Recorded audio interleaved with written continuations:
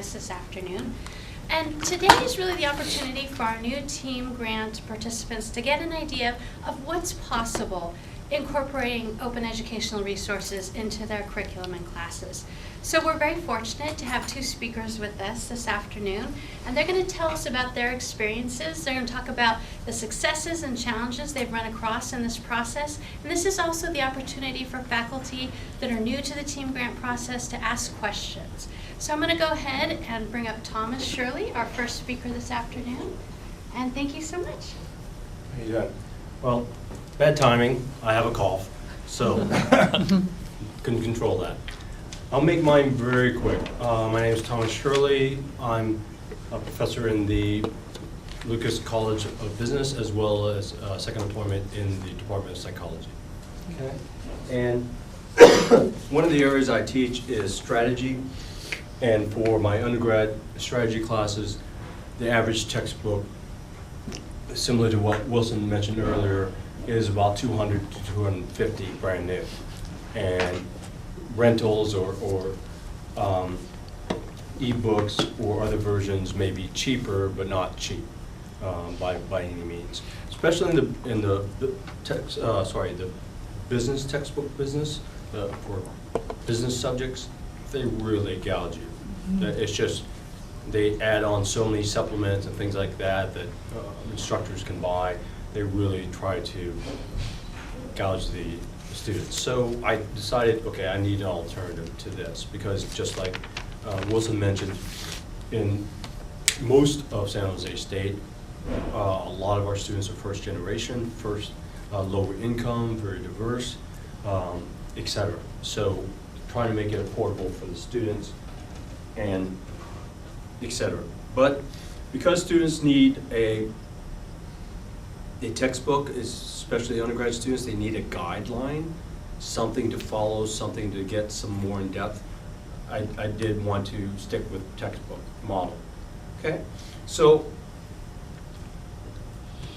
basically what I did was compile a book based on a book that already existed in an online platform, which I'll show as an example later.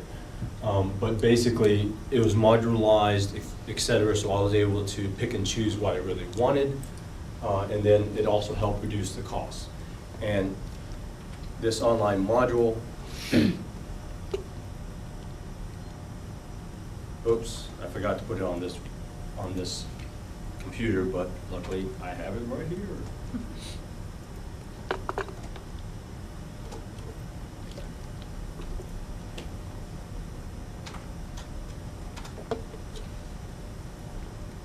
For San Jose State, looks like this. It's something I believe the whole CSU subscribes to. San Jose State's version is like this. You get on it, and you can basically look for articles, digital printed books. They come in both versions, and they have modular chapters, and you can pick and choose, etc. I stick with, for undergrads, I stick with textbooks, because articles, science-based research articles, they're a lot more technical, research-oriented than undergrads really need and really can understand.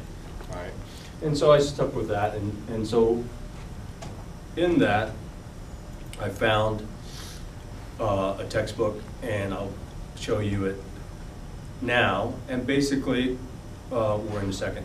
And basically, I found these pros and cons. All right, and first, it's inexpensive.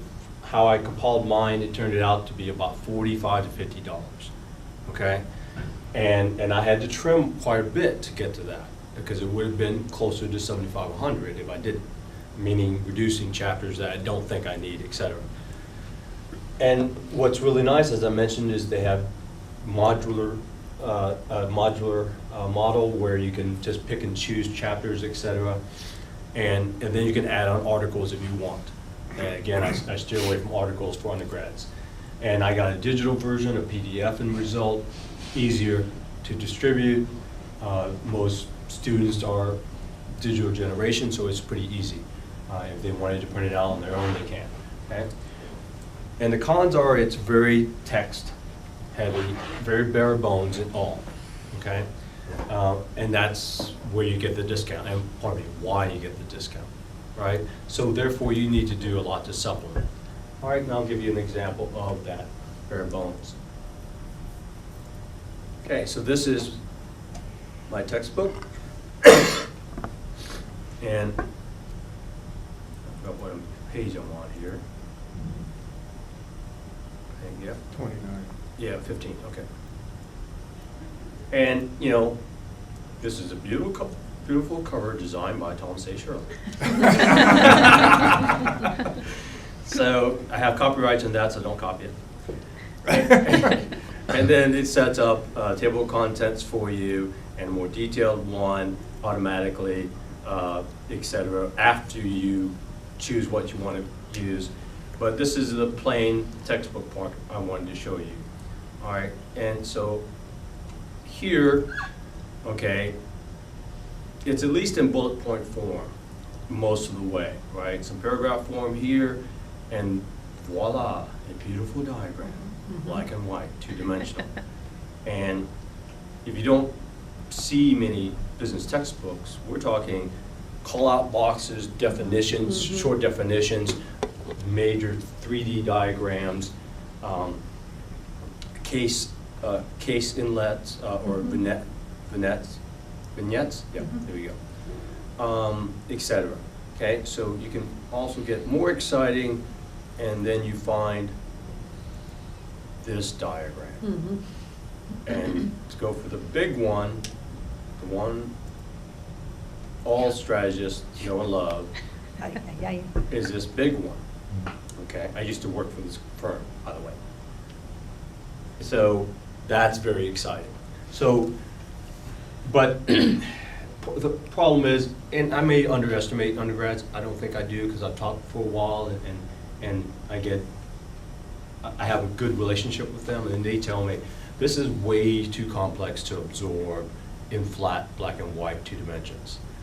So, you know, if you don't break this down a little bit, etc., color it a little bit, something like that, then it becomes very difficult. So anyway, I go from here, and then I draw my own diagrams.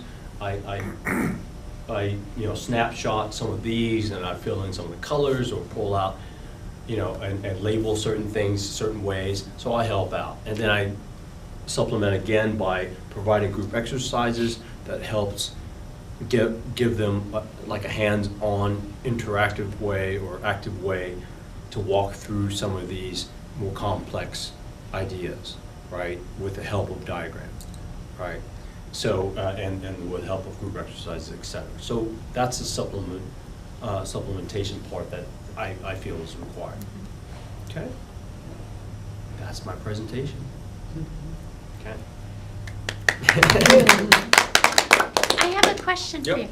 you. So you were saying that the students find difficulty digesting and understanding. Do you find that developing these other tools on your own increases their understanding even more so than if you had had just a color picture, if you had relied on that like $250 textbook?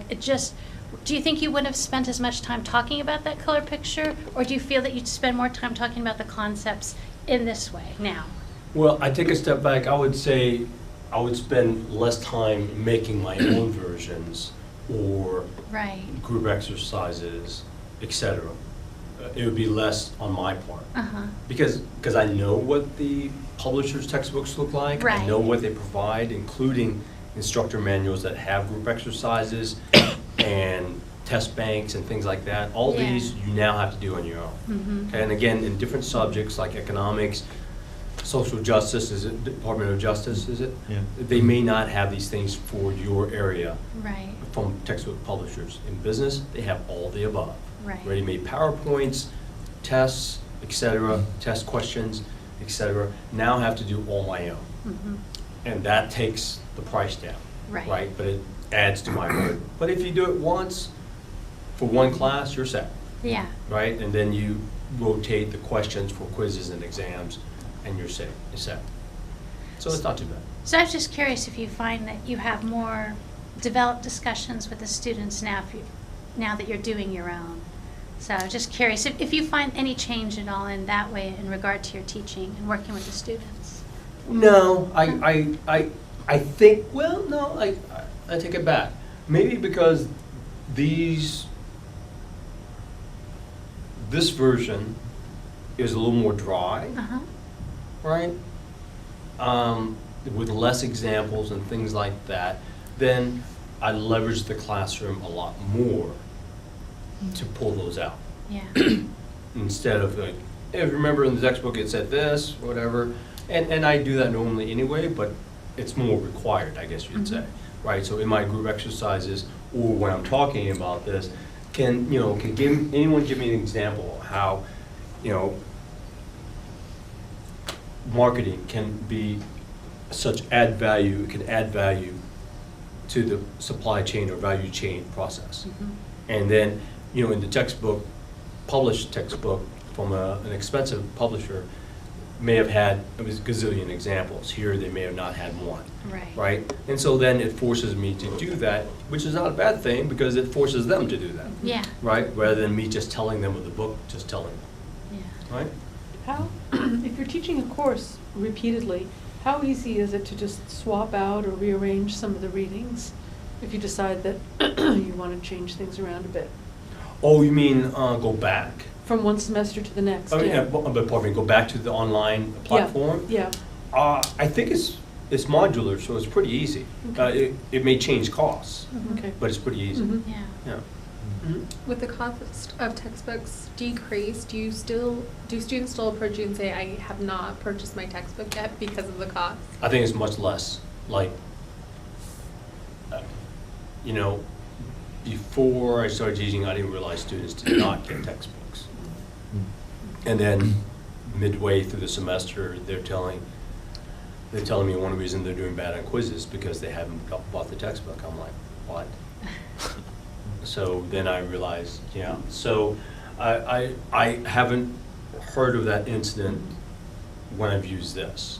So I'd say, I don't know how prevalent it was before. If we had 30% of people that did not buy textbooks, it's closer to 0 or 5% now. Okay. So I realize that it's a challenge. It's been a long time since I've been a student, so you don't think about those kind of things.